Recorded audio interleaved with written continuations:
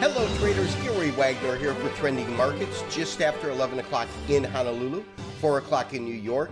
Equities markets in the U.S. have closed and have closed higher on the day on January 28th, 2016. We're looking at the Dow Jones Industrial Average up about 125 points on the day, over 16,000, and that to me is that these psychological century marks, as I tend to call them, but those are critically important, I believe, in the eyes of the investor. We're sitting at 16,069, as I said, up about 124 points on the day. When we look at the Standard & Poor's, and we're doing that through the E-mini, that was up substantially, up 0.5% on the day at 1884 and change. Of course, the E-mini trades through Globex after hours, so that's your 24-hour market. Although you will see the market ticking, you don't get quite the activity that you'll get, obviously, when the United States sessions are open. Now, what can we make of the basic moves that we've seen? The first thing is we can assume that they're very much related to oil, and the fact that oil, at least for now, has staged a recovery off of the most recent lows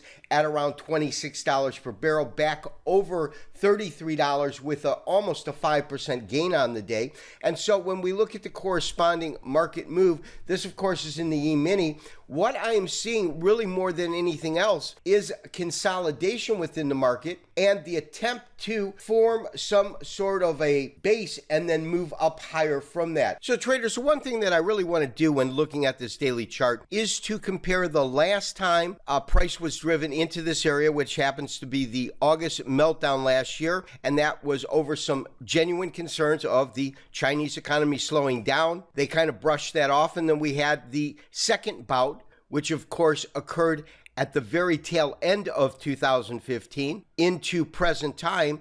And a lot of the catalyst itself was very similar in that it was concern about the Chinese economy slowing down. However, if we see on a technical basis, meaning just looking at pure price action for what I call a pivot or a classic V formation, you get your best pivot in terms of just a textbook example, so to speak, during the actual rally itself, because we had really a false start. So market comes down, intraday low, comes down to about 1830, 1833 in that area, and it does have the ability to move back up almost to the 38% retracement point. And you can see that later on, this particular price point, not only here, but in other areas, is going to become critically important in terms of determining where we stand overall in the marketplace. But then market sells off again, obviously, but you get this beautiful, beautiful V formation that occurs really at the end of September, beginning of October,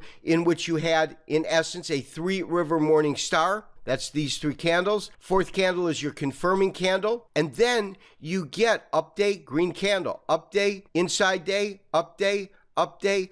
Very, very small up day, which is just preceding a small retracement. That small retracement takes us to the bottom level of the range, this being our 50-day moving average, this being our 200-day moving average. And then you get that final spurt up to the tops that exceeded these recent tops, but not by very much. So let's say a push, so to speak. In other words, it came in and matched these tops right in here that occurred last year. And that, of course, was to be the highest that we would see the S&P trade at for this period of time up till the future, because following that, obviously, we had this secondary meltdown. We'll call it the January effect, but we had this secondary meltdown, same concerns, China.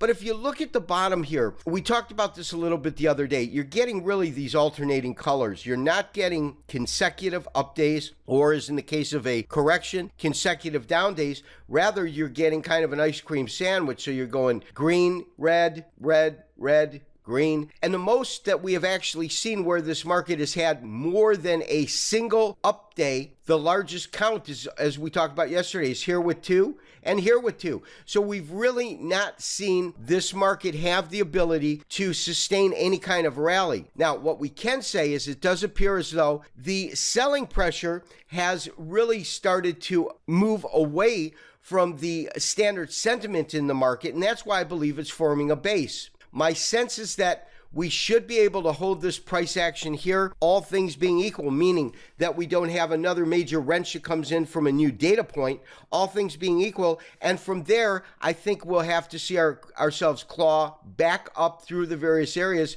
And the area that I'm most concerned with, and the area that would absolutely get us long, is 1900. And as you can see, we're trading close to it, but we're still a good 20 points away. This has been Gary Wagner, wishing you as always good trading. We will talk to you tomorrow.